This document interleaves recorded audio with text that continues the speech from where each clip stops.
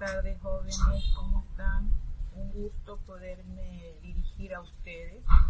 Vamos a ponerlos al día con lo que hemos trabajado para lo que corresponde esta tercera semana que ya está corriendo. Yo deseo hacerles unas indicaciones. Desde el 17 de mayo, que comenzaron las clases y que fue la primera semana, hasta el 12 de junio, nosotros nos vamos a encontrar con la unidad número 1. La unidad número 1 tiene como título Antecedentes filosóficos de la psicología, ¿sí? La semana pasada, que vendría a ser la segunda semana, nos enfocamos en lo que era la psicología en la antigüedad griega latina y la psicología patrística y medieval. En esta tercera semana, que comenzó a correr desde el día lunes 31 de mayo y que concluirá el sábado 5 de junio, nos corresponde los comienzos de la ciencia moderna, la psicología empirista y asociación británica, ¿sí? Nos vamos a ir a la unidad número 1 y por favor tengan el recordatorio siempre de que ustedes al cliquear en los videos se van a dirigir a esta área en la que ya estamos visualizando.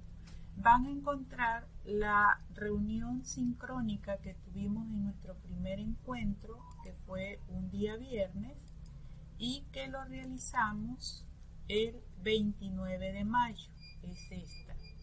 Posteriormente, a la semana siguiente, esta reunión sincrónica no la tuvimos el 29 de mayo, la tuvimos el día 17, la tuvimos en la primera semana de clases, exactamente, la tuvimos el día 21, corrección. Esta reunión sincrónica la tuvimos el 21 de mayo, el día viernes.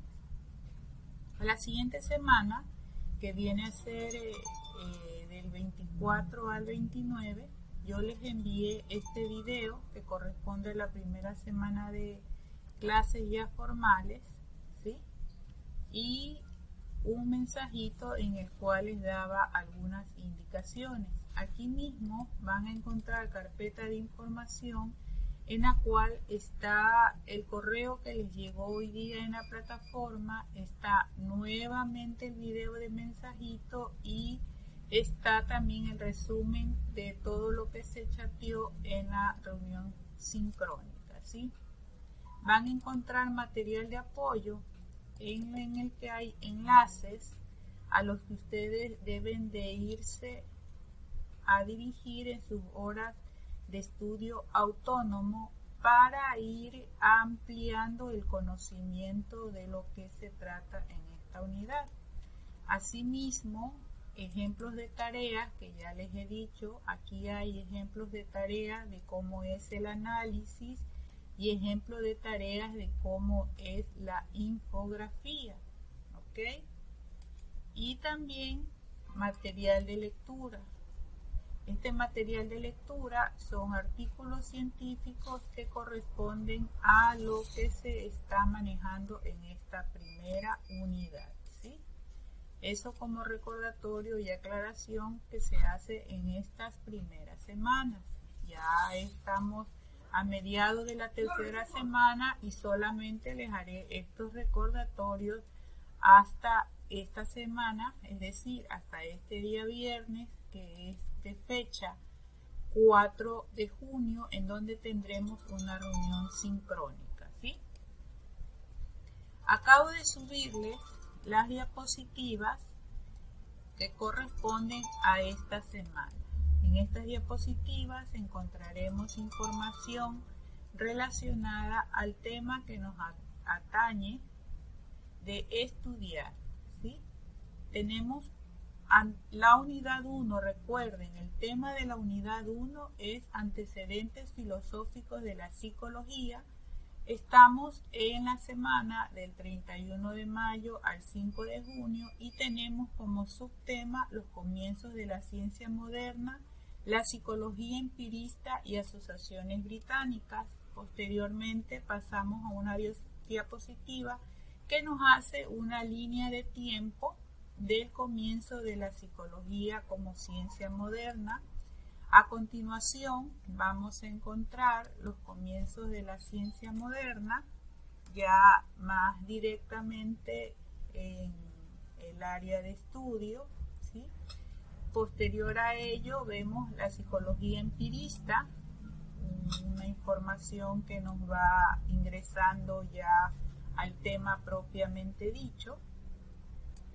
Y a continuación vamos a encontrar otra diapositiva que nos ilustrará a estos caballeros de quienes nos vamos a dirigir en síntesis en este pequeño trabajo que les he realizado. Entre ellos está Homer, Artel, Barkley, quienes van a ser los protagonistas de nuestras siguientes diapositivas. Aquí ya lo encontramos formalmente la imagen de Thomas Hobbes, formalmente la de John Locke, la de George Berkeley, tenemos a David Homer y tenemos también a David Hartley.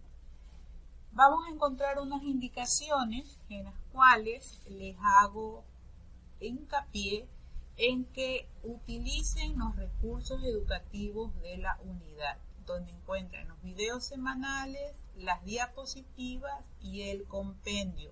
En el compendio se encuentra más información que se omite en los videos, dado de que el tiempo que se ha permitido para este tipo de trabajo no puede alargarse más de ello, por lo tanto tienen que ir al compendio. El compendio que corresponde en esta primera unidad tiene el título macro, que ya les he venido recordando, pero hay subtemas y el subtema de esta tercera semana comienza aquí, los comienzos de la ciencia moderna. No se olviden asimismo que tenemos los trabajos por ahora, ya está aperturada la plataforma para que comiencen con el foro de debate de la unidad número 1. Apenas hay una participación de 87 alumnos que ya han realizado esta actividad, número muy reducido para la cantidad de estudiantes que tenemos. No dejen hasta último momento, después se les complica, tienen que hacer lectura. Asimismo, la infografía ya se la puede ir realizando. La infografía es de toda la unidad, por favor, la infografía es de toda la unidad, es decir, de todo el compendio que tienen subido. Aquí les hago el recordatorio, tienen el compendio de la primera unidad en la plataforma. Sobre todo este compendio es que deben de trabajar en la infografía. Yo les he enviado mensajes, ¿sí?, a la plataforma. Esto lo pueden encontrar en la cafetería virtual, como se los he indicado antes. Y también aquí, en esta área, les tiene que haber llegado un mensajito que es en forma de correo. Está dentro de la plataforma. A continuación, vamos a escuchar la explicación correspondiente a esta clase de hoy. Como siempre, muchas gracias. Su docente tutora, la psicóloga clínica Ruth Berman Zambrano. Mi número telefónico 099 18 54 15 6. Vamos a continuar con la clase.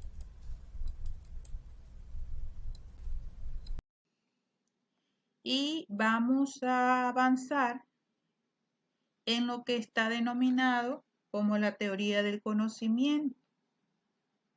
El conocimiento se me hubiera conocido si te hubiera conocido. Que me conozca, que te conozca. Era la clave de Agustín. No pensó elaborar una teoría del conocimiento como preparación a una metafísica. Tiene un interés vital, conocerse a sí mismo y conocer a Dios. Que me conozca. Los hombres van muy lejos para conocer la cima de las montañas, pero pasa sin conocerse al que va al lado de sí mismo. Agustín tiene una concepción de resonancias platónicas, según la cual la verdad y el ser se dan a lo inmutable y eterno, en aquello que no cambia. En efecto, como todo, la tradición neoplatónica a la que se ha adscrito Agustín considera que conocimiento es término que designa ante todo información estable, captación de un objeto inmutable y necesario. Sin embargo, lo primero que encontramos en el alma cuando nos volvemos hacia ella son sensaciones, que son representaciones de los objetos sensibles. Los objetos externos dejan sus huellas en los órganos de los sentidos y provocan la ocasión de que el alma, que es en sí misma incapaz de dejarse afectar por algo material. ¿Cómo llegamos a tomar contacto con semejantes patrones ideales? Agustín de Hipona ofreció una respuesta que sirve, en buena medida, para identificar las corrientes de inspiración angustiana. La teoría de la iluminación, según metáfora tan antigua, al menos como la República Platónica, y que luego utilizó el neoplatonismo. La idea de bien suprema en el cosmos intangible es como el sol de aquel mundo que hace visibles los objetos intangibles a la manera como la luz solar hace visible lo sensible. Para San Agustín, en efecto, esa misma función desempeña ahora Dios, a quien concibe como aquella luz inteligible, sin cuya intervención no le sería posible al hombre acceder al conocimiento de objetos que manifestante, como interpolares que son, trasciende su condición finita y temporal. La posibilidad de acceder al conocimiento de los patrones eternos con arreglo a los cuales ha sido diseñado el mundo no es otra, pues, que esta de que el alma los contemple en una luz incorpórea esencial, lo mismo que el ojo carnal, al resplandor de esta luz material, ve los objetos que están a su alrededor. Podemos hacer un estudio sobre la Trinidad, que es un tratado de Agustín, en el cual nos habla bastante sobre el tema que acabo de expresar. En la lámina, la última fila dice que esta frase haría efectos devastadores en Petrarca. Les hago la aclaración de que Petrarca, Francesco Petrarca, fue un pensador y poeta humanista, uno de los más importantes poetas líricos modernos representantes del siglo XIV.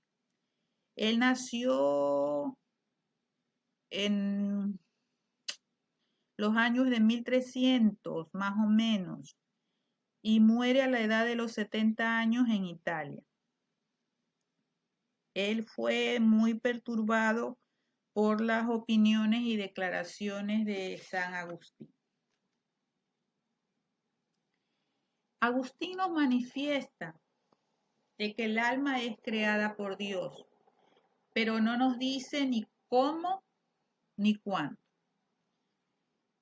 Manifiesta también que le atraía la preexistencia platónica, pero no lo afirmó. El tema que se planteó fue si Dios crea cada alma por separado o si crea todas las almas en Adán, de modo de que el alma fuera transmitida por la generación de los padres, que es la teoría llamada tratuasianismo. Se inclinó por este debido a razones teológicas. La gran objeción contra el traducianismo es que supone compuesta el alma y en el fondo sería la materia. Este nombre de traducianismo fue lanzado por Julián de Clana, acusando de ello a algunos autores católicos como a San Cipriano, a San Ambrosio y a San Agustín. Los historiadores han visto precedente del traducianismo en algunos orientales, como Apolinar y también a Nemesius y algún texto de San Gregorio de Niza. En realidad se desarrolló más bien entre los occidentes. Tertuliano propugnó esta teoría dándole un sentido casi corporal, sentido que el mismo Agustín rechazaría más tarde.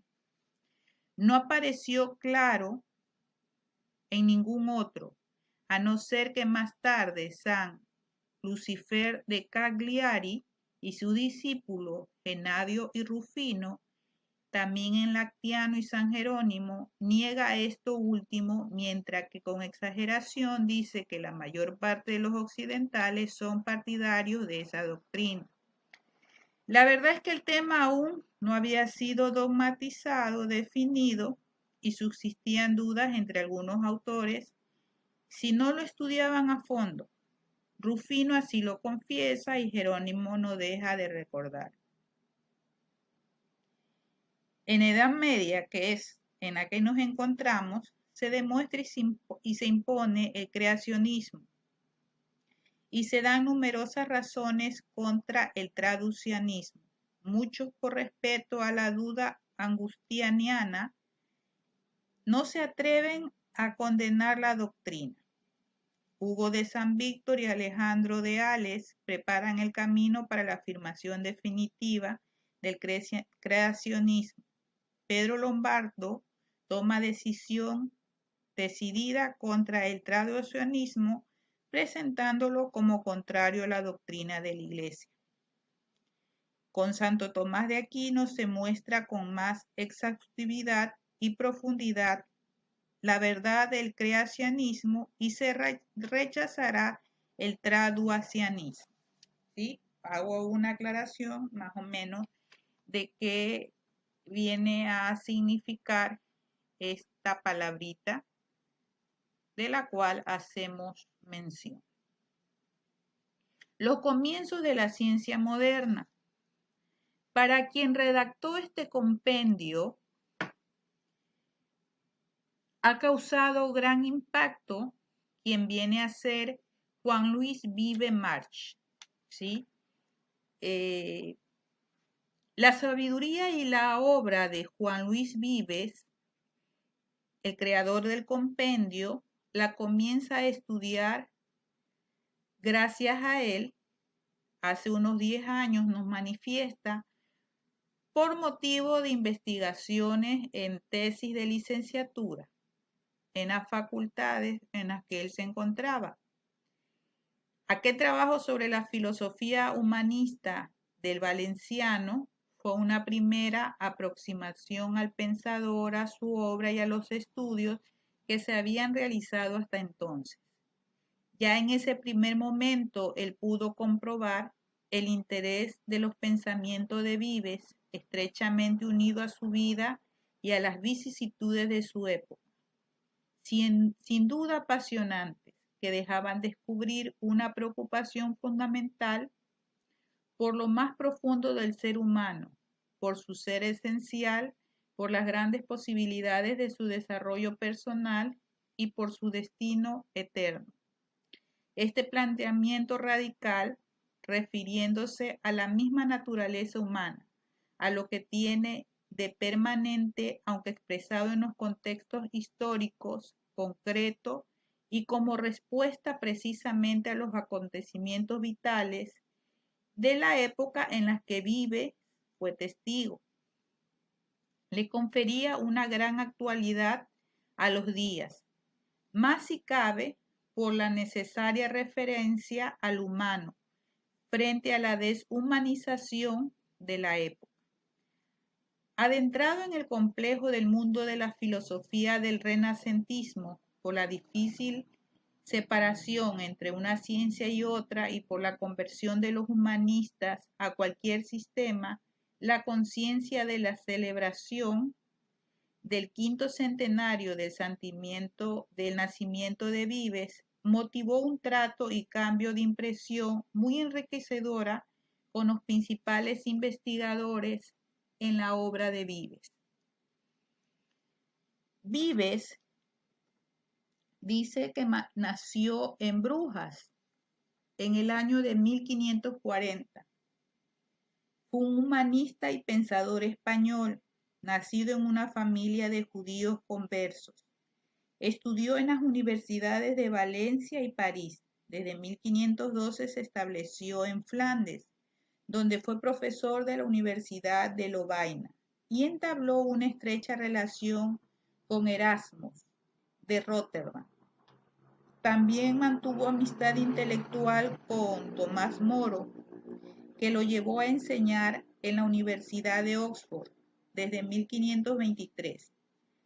Al igual que Moro, se opuso al divorcio de Enrique VIII, motivo por el cual fue arrestado y hubo que dejar Inglaterra y regresar a Flandes en 1528. Vale recalcar que en cambio Moro ocurrió con una suerte distinta porque él sí fue ejecutado. Su influencia sobre la Europa del Renacimiento fue enorme, pues no solo acudieron a consultarle los más influyentes artífices de Roma, sino que también los protestantes y los contrarreformas, los que estaban en la contrarreforma católica. Fue un tutor y educador de muchos nobles que ocuparon puestos de responsabilidad en la monarquía de Carlos V. Entre las obras de Luis Vives, basados en su pensamiento, es uno de los máximos exponentes del humanismo renacentista. Él trató de rescatar el pensamiento de Aristóteles, descargándolo de las interpretaciones escolásticas medievales, y sustentó una ética inspirada en Platón y en los estoicos. Pero más que plantear teorías de alto vuelo, Luis Vives fue un hombre ecléctico y universalista, que avanzó ideas innovadoras de múltiples materiales: filosófico, teológico, pedagógico y político. Propuso acciones a favor de la paz internacional, la unidad de los europeos y la atención a los pobres. Entre sus abundantes obras cabe destacar los tratados sobre el alma y la vida, que fue hecha en 1538, y sobre la verdadera fe cristiana, que la tenemos en 1543. Más o menos hemos hecho un recorrido, obviamente muy limitado, muy corto, sobre esta era en la cual nos estamos embuyendo, nos estamos relacionando, que son los comienzos de la ciencia moderna. Yo los invito a que hagan lectura del compendio y no se queden solamente con el compendio, sino que investiguen un poco más allá. Los nombres, los términos que no les parece claro, pues recuerdo que les había manifestado en el video anterior, que son temas muy lejanos, muy antiguos, de los cuales tal vez ya nadie conversa, ya nadie habla. Y en caso de parecer hasta raro, si se los puede así dominar, busquemos el significado para poderlo entender mejor, ¿sí? Los invito a que por medio del chat me hagan las preguntas. Muy buenas, ¿cómo están, estimados estudiantes? Aquí nos encontramos ya en un tercer encuentro. Estamos ya en la tercera semana. Ya ustedes conocen que nuestra materia es teoría y sistema de la psicología. En este encuentro vamos a contemplar la psicología empirista y asociaciones británicas. Nos vamos a adentrar a posturas de pensadores más contemporáneos que dan inicio a contemplar la fisiología de lo que viene a ser la psicología. Encontraremos incluso un acercamiento al cognoscitismo y tendremos ya la oportunidad de identificarnos con los preámbulos de la psicología en sí como nuestra herramienta que algún día la utilizaremos en el campo laboral. ¿De qué se trata la psicología empirista y las asociaciones británicas? Vamos a conocer primero el concepto de empirismo.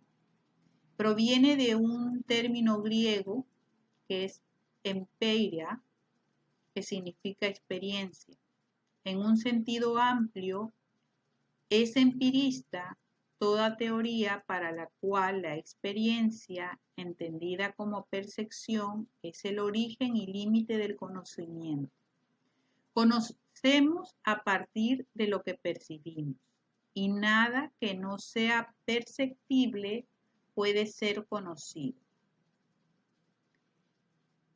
Los integrantes de nuestra actividad de la semana son Thomas Hobbes, John Locke, George Berkeley, David Hume y David Hartley.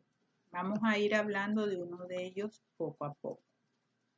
El primero en ser tratado es Thomas Hobbes, quien nace en el año de 1588 y fallece en el año de 1679. Es un reconocido filósofo y se destacó por ser el más brillante de su época. Escribió sobre una amplia gama de temas que en conjunto abogan por someter a la sociedad y a la iglesia o religión al dominio del orden, que solo se alcanza en las monarquías absolutas. Sus opiniones sobre la psicología fueron igualmente radicales y dieron inicio a la corriente del empirismo británico. Gracias a un tío rico, Hobbes se educa en Oxford. Después consiguió un empleo con una familia aristócrata, lo que le brinda cierta protección por sus opiniones contrarias al Parlamento y a la Iglesia, además de proporcionarle seguridad económica. Conoció a los mayores intelectuales de sus días, entre ellos Galileo y Descartes, y por breve tiempo fungió como un secretario de Francis Bacon. Durante el protectorado de Cromwell, vivió exiliado en Francia como tutor de hijos de aristócratas, incluido el futuro rey Carlos II. Más pronto perdió la amistad de los devotos anglicanos de entre sus compañeros exiliados por su insistencia en que la Iglesia debía someterse al monarca. Desde la restauración de Carlos II en 1660, Hobbes recibió una pensión anual. Pasó el resto de su larga vida defendiendo sus opiniones. Su obra más famosa, Leviatán, o Materia, forma y poder en una república eclesiástica y civil, 1651. Fue concebida sobre todo como un trabajo político, pero Hobbes expuso también sus ideas psicológicas esenciales. Su primer principio psicológico afirmaba que todo conocimiento produce de las sensaciones, más aún como postulaba que nada existe dentro y fuera de nosotros, salvo materia y movimiento. Afincó la psicología en el materialismo. Las sensaciones, pues se reducen a movimiento en forma de cambio. Por ejemplo, conocemos las cualidades sensoriales de la luz y la oscuridad por contraste, y nada podemos saber de una u otra si las consideramos solas o en términos absolutos. Él no estaba de acuerdo con la fe de Bacon en la inducción y por el contrario pensaba que la deducción a partir de la experiencia constituye el único método válido de conocimiento. Al postular que el movimiento de los objetos físicos del entorno originan las sensaciones, Hobbes se servía de las leyes de la asociación mecánica para derivar las ideas y la memoria. Para él y quienes lo sucedieron en la tradición británica, la mente adquiere conocimiento por asociación. Las asociaciones se organizan en principios generales que suelen ser de naturaleza mecánica y que describen el modo en que las relaciones entre sensaciones forman las ideas. Continuaba manifestando que la contigüedad de los acontecimientos en el tiempo o en el espacio da lugar a la asociación de las sensaciones, con lo cual se forma la idea como unidad, que posteriormente se la guarda en la memoria. Así el pensamiento se define como el mecanismo de asociación que determina la secuencia de las ideas. En la psicología manifiesta que el principio motivador es el deseo, que en última instancia es un proceso fisiológico regido por la búsqueda del placer y la evitación del dolor. Las secuencias de pensamiento están dirigidas por el deseo y se fundan en las sensaciones externas. Argumentaba que los sueños son secuencias de pensamientos no determinados por las sensaciones. Para él, los determinantes de los mecanismos de asociación incorporados a las secuencias de pensamientos imposibilitan la noción de libre albedrío y consideraba que la voluntad era un nombre conveniente para la alteración entre deseo y aversión, que enfrenta el individuo con respecto a los objetos del medio. Seguimos este recorrido y encontramos a John Locke. Además de ser la principal figura del empirismo británico, fue uno de los filósofos políticos más influyentes en Europa, posterior al Renacimiento. Nace en Bristol en el año de 1632 y fallece en 1704. Se educa en Oxford en literatura clásica y medicina. Ahí permaneció como catedrático estudiando las obras de Descartes y asistiendo a Robert Boyle. Sus experiencias en laboratorio. En el año de 1667 se convirtió en médico del conde de Shaftesbury y por él tuvo un contacto estrecho con los desórdenes políticos de la década en el año de 1680. Por su identificación con el conde, se vio obligado a huir a Holanda, donde residió hasta la revolución que depuso a Jacobo II y entronizó a Guillermo y a María por invitación del Parlamento en el año de 1688.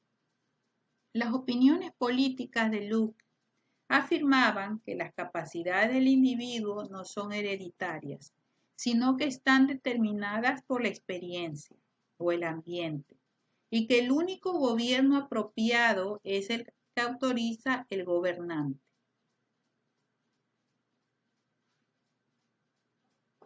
Estas ideas justificaban la invitación del Parlamento a los nuevos monarcas. Más tarde sus ideas influyeron también en algunos de los fundadores de las nuevas repúblicas americanas, como Thomas Jefferson, John Adams y James Madison. Locke explicó sus ideas sobre la psicología en un ensayo sobre el entendimiento humano en 1690, en el que, extendiendo el primer principio de Hobbes, asentó que nada hay en el intelecto que no se haya estado en los sentidos antes. Este principio se encuentra en su descripción de la mente al nacer como una hoja en blanco en el que se acumulan gradualmente las experiencias de la vida que constituye el total de su contenido. Luz rechazaba otras fuentes de conocimiento, impreso por Dios en forma innata o incorporado de alguna otra forma en las estructuras mentales al nacer. Todo conocimiento, comprendidas las ideas de Dios o de la moral, proceden de la experiencia. Locke distinguía entre sensaciones que son físicas y percepciones que son las proyecciones de aquellas. Las unidades de la mente llamadas ideas se derivan de las sensaciones por introspección. Además, los objetos físicos poseen cualidades primarias y secundarias. Las primarias son las cualidades de los objetos, en tanto que seres, sus volumen, extensión, número y movimiento. Las cualidades secundarias son producidas por el individuo, que las atribuye a los objetos en el acto de percibir sonidos, colores, olores y sabores. Esta distinción llevó a Locke al dilema de si los objetos existen en sí mismos como sustancia y concluyó que de estas hay dos clases. Este es el aporte de John Locke. Vamos a continuación a conocer el aporte de George Berkeley, quien nace en el año de 1685 y fallece en el año de 1753. Es una personalidad fascinante porque su interés en la noción de la percepción mental de Locke lo llevó a negar la realidad. Berkeley nació en County Chicken, Irlanda, e ingresó al Trinity College de Dublín a los 15 años. A la edad de 29 había culminado 3 obras significativas, incluido el ensayo sobre una nueva teoría de la visión en 1709, que contiene sus importantes opiniones psicológicas.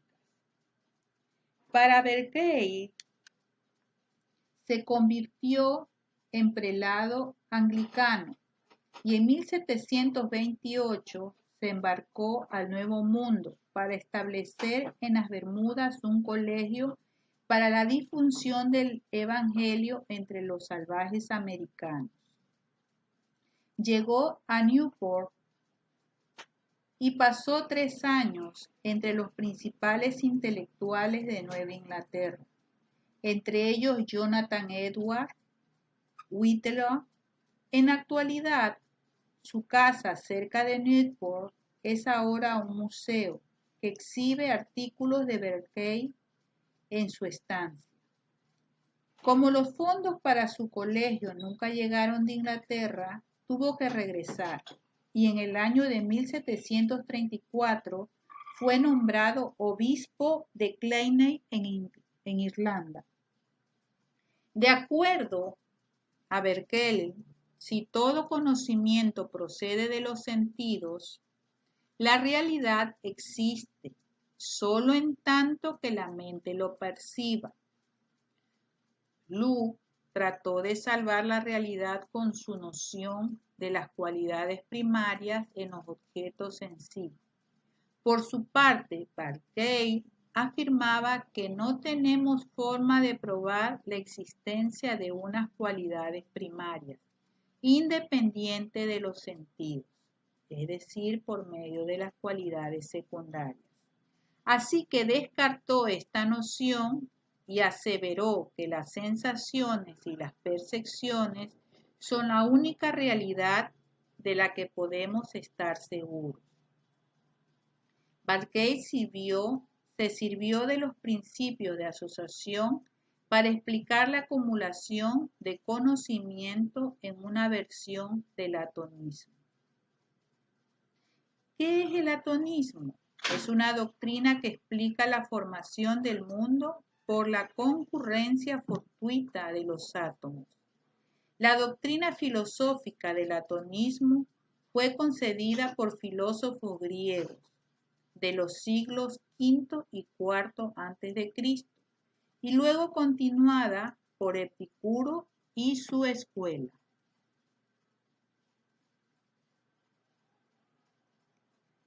Antes de pasar a David Hume, quisiera hablarles también de que el principio de asociación de Parkey, activó durante los procesos sensoriales, permite adquirir reconocimientos del entorno.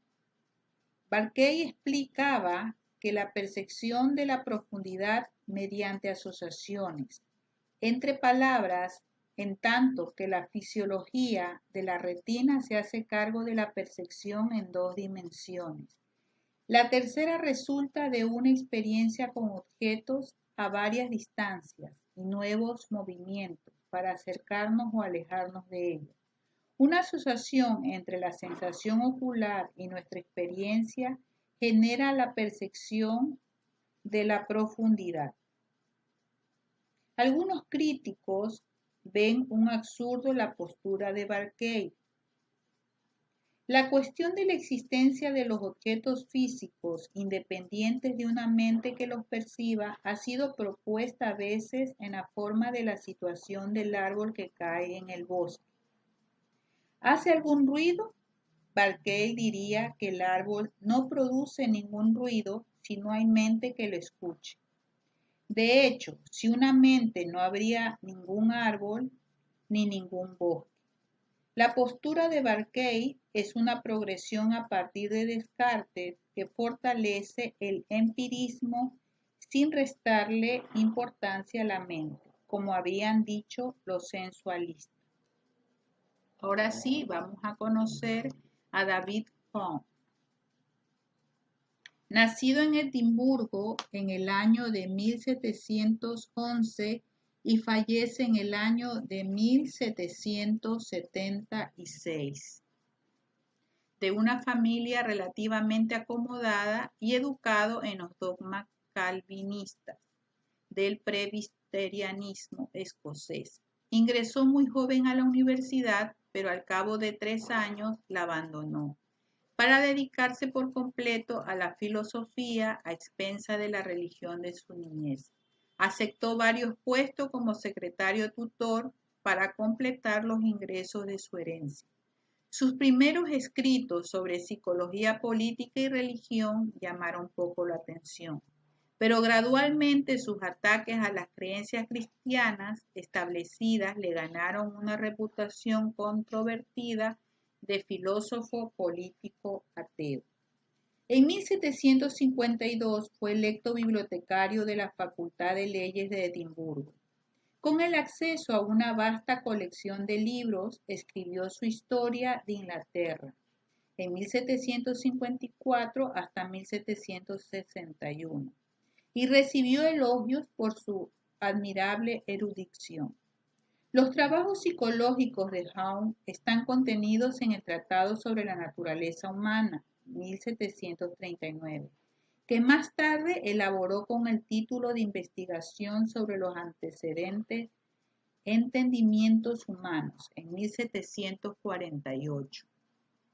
Hume aceptaba la premisa básica de que todas las ideas derivan en última instancia de las sensaciones y estaba de acuerdo con la distinción entre cualidades primarias y secundarias del look. Sin embargo, definía la mente solo en términos de sensaciones, percepciones, ideas, emociones o deseos del individuo en determinado momento. Así, al igual que Berkeley, negaba la materia, pues nada más conocemos nuestro mundo mental. Además, al confinar la mente a las sensaciones y los procesos perceptuales en curso, cualquier otra característica espiritual de la mente es innecesaria. En consecuencia, para Hume, la mente es una reunión transitoria de impresiones y hay que rechazar las operaciones de reflexión propuestas por Luke. La asociación con vínculos fuertes entre sensaciones formados por la contigüidad y la similitud de los acontecimientos. La postura escéptica de Hume adopta una opción más masiva y pasiva de los procesos de asociación, muy alejada de las ideas de Locke sobre la reflexión. Para Hume, incluso relaciones básicas como la de causa y efecto son ilusorias.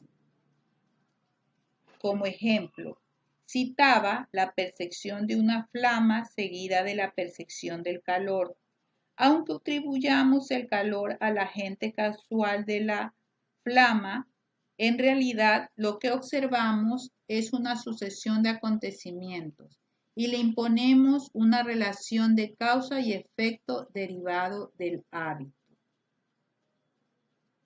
Pasamos de David Hume a David Hartley, quien nace en el año de 1705 y fallece en el año de 1757.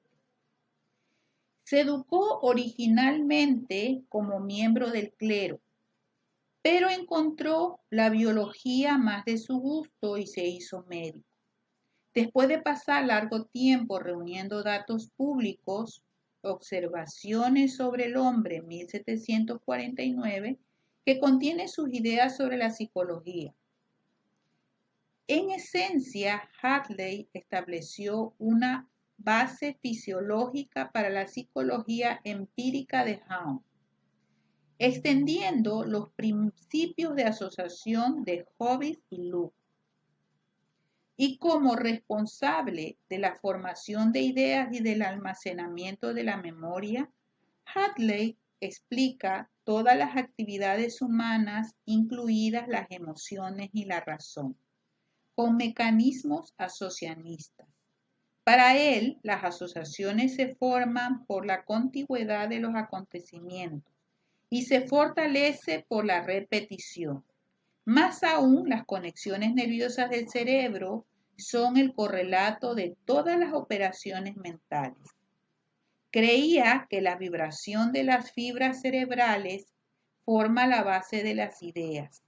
Veía los nervios como tubos sólidos que los estímulos externos hacían vibrar y que transmitieran las estimulaciones a otras partes del cuerpo.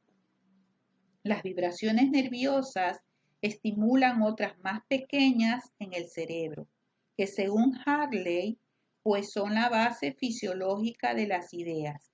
Con esto proponía un mecanismo físico para las llamadas operaciones mentales. La importancia del empirismo británico radica en su función sintética.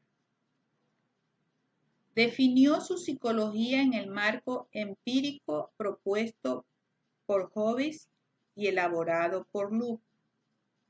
Al parecer, el escepticismo material de Berkeley y la mente de Hume tomó de este el concepto de asociación de ideas y le dio una fase fisiológica.